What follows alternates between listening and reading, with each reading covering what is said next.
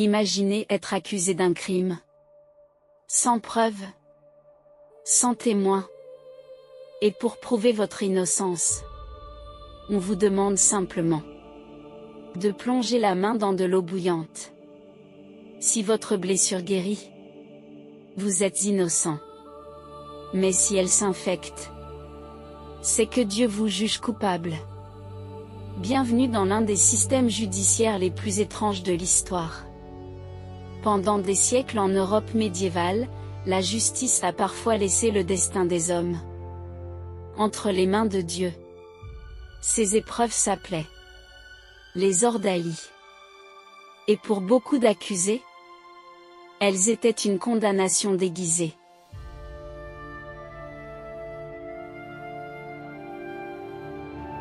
Au Moyen Âge, prouver un crime était souvent difficile. Les enquêtes étaient rares. Les preuves matérielles presque inexistantes. Alors les sociétés médiévales se sont tournées vers une autre solution, le jugement divin. L'idée était simple. Dieu ne pouvait pas laisser souffrir un innocent. Donc si une personne survivait à une épreuve dangereuse, c'était la preuve que Dieu l'avait protégée. Mais si elle échouait, alors Dieu avait rendu son verdict. Parmi les épreuves les plus célèbres, se trouvait l'ordalie du fer rouge. L'accusé devait porter une barre de métal chauffée au rouge sur plusieurs pas. Parfois 3. Parfois 9. Après cela, la main était enveloppée dans un bandage. 3 jours plus tard, on retirait le tissu. Si la plaie cicatrisait correctement, la personne était déclarée innocente.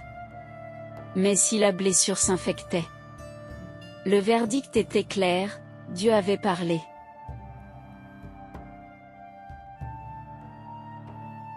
Une autre épreuve terrifiante était celle de l'eau bouillante. Un chaudron rempli d'eau était porté à ébullition. Au fond, on plaçait un objet, une pierre, une bague, ou parfois une relique sacrée. L'accusé devait plonger la main dans l'eau et récupérer l'objet. Comme pour le fer rouge, la blessure était ensuite examinée plusieurs jours plus tard. Mais la douleur était immédiate. Et les brûlures, souvent terribles.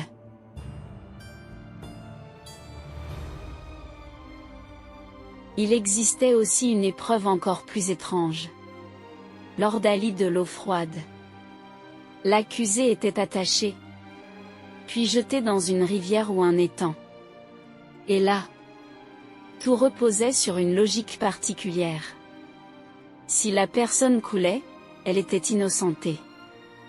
Mais si elle flottait, c'était un signe que l'eau la rejetait. Donc qu'elle était coupable. Le paradoxe était cruel. Pour prouver son innocence, il fallait parfois risquer de se noyer. Avec le temps, certains commencèrent à douter de ces pratiques. Car les résultats étaient loin d'être fiables. La peur, la douleur, ou simplement la chance, pouvaient décider du destin d'un accusé. Et dans bien des cas, les épreuves semblaient impossibles à réussir. En 1215, un événement majeur changea tout. Lors du concile de Latran IV, l'Église interdit aux prêtres de participer aux ordalies. Sans bénédiction religieuse, ces épreuves perdirent leur légitimité. Peu à peu, les tribunaux commencèrent à utiliser des méthodes plus rationnelles. Les ordalies disparurent progressivement. Imaginez maintenant être à la place de l'accusé. Autour de vous, la foule s'est rassemblée. Des villageois, des curieux, parfois même vos propres voisins. Tous attendent.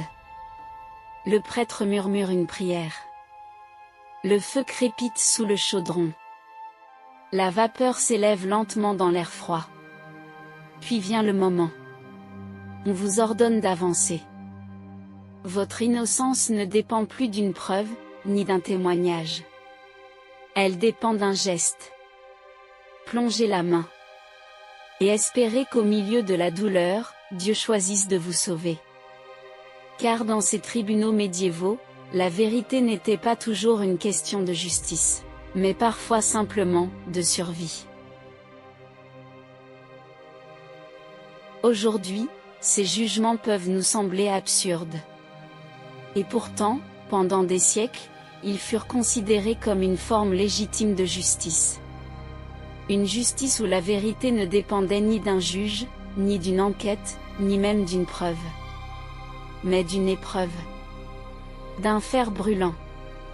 D'une rivière glacée. Ou d'un simple chaudron d'eau bouillante. Car à cette époque, beaucoup croyaient que Dieu lui-même interviendrait pour protéger l'innocent, et révéler le coupable. Alors des hommes furent jugés. Non pas par des faits, mais par la douleur, la chance, et la foi.